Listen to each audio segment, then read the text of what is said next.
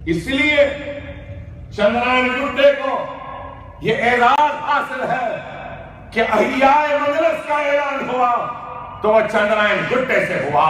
فخر ملت علیہ رحمہ کا گھر تھا، عبدالواحد اویسی کا گھر تھا تو چندرائن گڈے میں تھا۔ اکبر الدین اویسی کوئی باہر والا نہیں ہے، اسی گھر میں یہ گھر والا ہے اور یہی کا رہنے والا ہے۔ اس لیے اللہ سبحانہ وتعالیٰ نے اتنی محبت یہاں کے عوام کے دلوں میں ڈالی۔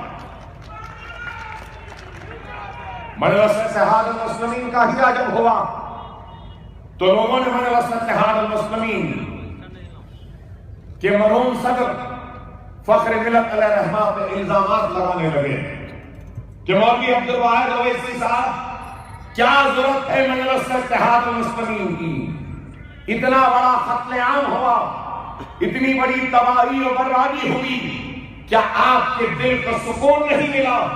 کیا آپ اور قتل عام چاہتے ہیں؟ کیا آپ اور خون خرابہ چاہتے ہیں؟ ضرورت نہیں ہے مجلس اتحاد المسلمین کی۔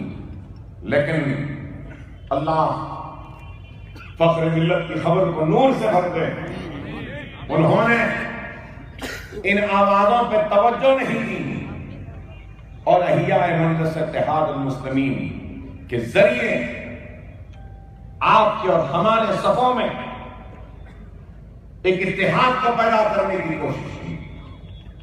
خوف اور مایوسی کے بادل جو ہمارے سروں پہ منڈلا رہے تھے، اللہ فخر ملت و سالار ملت کی خبر کو نور سے بھر دے کہ ان دو قائدین کی محنت کوشش کا نتیجہ ہے کہ مسلمانوں نے اپنے سروں پہ منڈلانے والے اور خوف اور مایوسی کے بادل کو اچک کر ہٹانا سیکھا اور اچک کر ہٹایا بھی، اور آج وہ بادل جو سارے ہندوستان میں ہمارے اوپر ہمارے بھائیوں پہ منڈلا رہے ہیں، ان بادلوں کو ہٹانے کے لیے بھی سرزمین دکن سے آواز اور احاطے جا رہے ہیں۔ ان بادلوں کو ہٹا کر مایوسی کو دور کر کر ایک نئی ہمت اور نئے عزم و نئے ارادوں کو بھرنے۔ آج مجلس اتحاد المسلمین کوئی تعارف کی محتاج جماعت نہیں۔ مجلس نے اپنے احیاء سے لے کر آج تک کیا کیا؟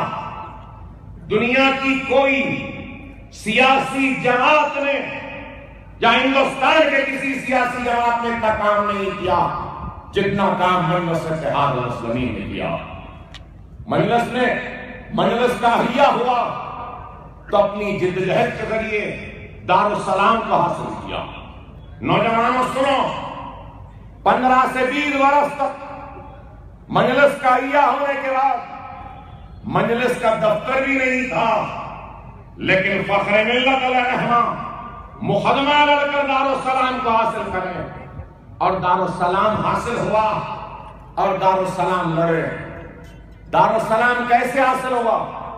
قانونی جنگ لڑنے کے بعد حاصل ہوا، اور دارالسلام حاصل کیا تو دارالسلام کا کرایہ بھی حاصل کیا، کرائے کے ساتھ انٹرسٹ بھی حاصل کیا، اور دارالسلام ملنے کے بعد فخر ملت نے سب سے پہلے اگر کوئی کام کیا تو دارالسلام کے کونے میں سیدھے ہاتھ جیسا دارالسلام میں آپ داخل ہوتے ہیں، گیٹ میں اس کے سیدھے ہاتھ پر ایک عمارت ہے، اس عمارت میں ایک پرائمری اسکول کا آغاز کیا۔ مجلس صرف سیاست پکارتی یا چیختی نہیں ہے۔ مجلس کا احیاء صرف اقتدار کے کرسیوں پر بیٹھنے کے لیے نہیں ہوا۔ مجلس کا احیاء رکن بلدیہ یا ایم ایل اے یا ایم پی بن کر ایوان بلدیہ، ایوان اسمبلی، ایوان پارلیمنٹ میں بیٹھنے کے لیے نہیں ہوا۔ مجلس کا احیاء ہوا تو آپ کی اور ہماری تعلیمی پسماندگی کو دور کرنے کے لیے ہوا، کمزور معیشت کو استحکام بخشنے کے لیے ہوا۔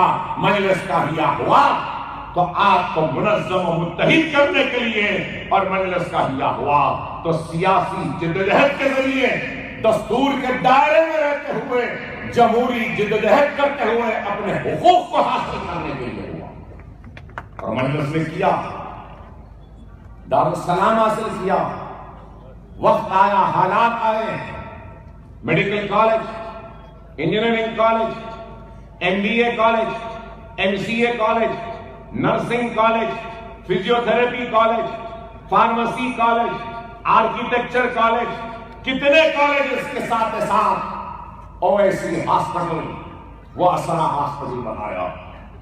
آپ خود بتاؤ, جو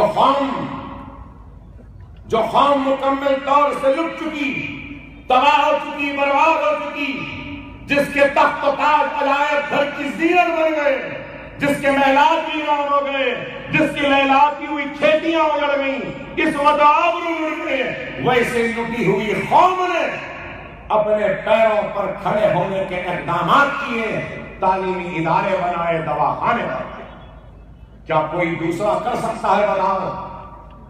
ارے اگر کوئی دوسرے ہوتے تو نہ دارالسلام ہی ملتا, نہ ہی ہمارے دواخانے ہوتے. مجھے یاد ہے سالار محترم کا وہ جملہ جو سالار ملت نے مخالفین مجلس کو کہا تھا کہ دیکھنے والوں دیکھ لو, اس اویسی ہاسپٹل کی عمارت کو دیکھو. دنیا مجھ سے پوچھتی ہے کہ کیا ضرورت اتنے بڑے شاہکار, اتنے بڑے خوبصورت عمارت کی, تو میں ان سے کہنا چاہتا ہوں, دیکھ لو, ہم لٹے ہوئے ہیں, ہم کمزور ہیں, ہم مضبوط نہیں ہیں, لیکن پھر بھی اس عمارت کے ذریعے میں دنیا کو یہ بتانا چاہتا ہوں کہ ہم انہی کے جانشین ہیں جنہوں نے اس ملک کو تاج محل دیا, قطب مینار دیا, چار مینار دیا, لال قلعہ دیا. ہم انہی کے جانشین ہیں, ہم انہی کے نقش قدم پر چلتے ہیں. یہی بات دنیا کا بری دکھتی کہ وہ قوم جو لٹی, تباہ ہوئی, برباد ہوئی, وہ آج کس طریقے سے اپنے پیر پر کھڑی ہے. مجھے یاد ہے کشمیر کے حریت کے لیڈر میر وائز دارالسلام کو آئے تھے. دارالسلام کو آنے کے بعد دارالسلام دیکھا, دارالسلام کا کھلا دربار دیکھا, انجینئرنگ کالجز دیکھے, میڈیکل کالج دیکھا, اویسی ہاسپٹل دیکھے. دیکھ کر دارالسلام آئے اور مجھ سے بولے, اکبر میاں مجھے ایک سوال پوچھنا ہے. مجھ سے پوچھے کہ اکبر میاں مجھ سے ایک سوال پوچھنا ہے.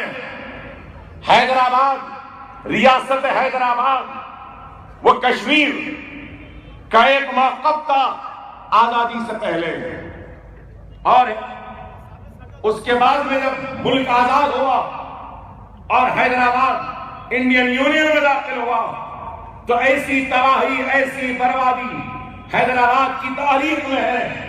اور آج کیا بات ہے کہ حیدرآباد میں آج آپ کا یہ سب کچھ ہے, اتنا سب کچھ ہے, اور آج کشمیر میں ہم ہیں, لیکن آج بھی ہم جدوجہد کر رہے ہیں اور کشمیر میں ہم یہ کام کرنے سے قاصر ہیں اور ہم کامیاب نہیں ہیں. تو میں خاموش رہا, کچھ نہیں بولا تو مجھے پھر سے مجبور کرے. مجھے یاد ہے وہ مقام بھی دارالسلام کے سیڑھیوں کے پاس میرا ہاتھ پکڑ کے بولے کہ اکبر میاں اب تو بولو. میں نے کہا میرا جواب برا دکھے گا آپ کو. بولے نہیں, آپ بے باکی سے بولو, سننا چاہتا ہوں. میں نے کہا کہ میر وائز عمر فاروق صاحب, ہندوستان اور حیدرآباد کے مسلمانوں میں ایک فرق ہے, اور وہ فرق یہ ہے کہ حیدرآباد اور سرزمین دکن کا مسلمان اپنے تخت کو لٹایا, مسکراتا رہا, تاج کو لٹایا, مسکراتا رہا. یہاں کا سرزمین دکن کا مسلمان اپنی عزت کو لٹاتا رہا, آبرو کو لٹاتا رہا, محلات کو لٹایا, جاگیر کو لٹائی, دولت کو لٹایا, منصب کو لٹایا, اور مسکراتا رہا, سجدے میں گر کے اللہ کا شکر ادا کرتا رہا. وہ اس لیے کہ سرزمین دکن کے مسلمانوں کی نظر میں تخت سے عزیز, تاج سے عزیز, عصمت سے عزیز, آبرو سے عزیز, دولت سے عزیز, جاگیر سے عزیز, محل سے عزیز اگر کوئی ہے تو وہ ہمارا ایمان ہے. ہم نے تخت لٹایا, ایمان بچایا, ہم نے تاج لٹایا, ایمان بچایا, عصمت لٹائی, ایمان بچایا.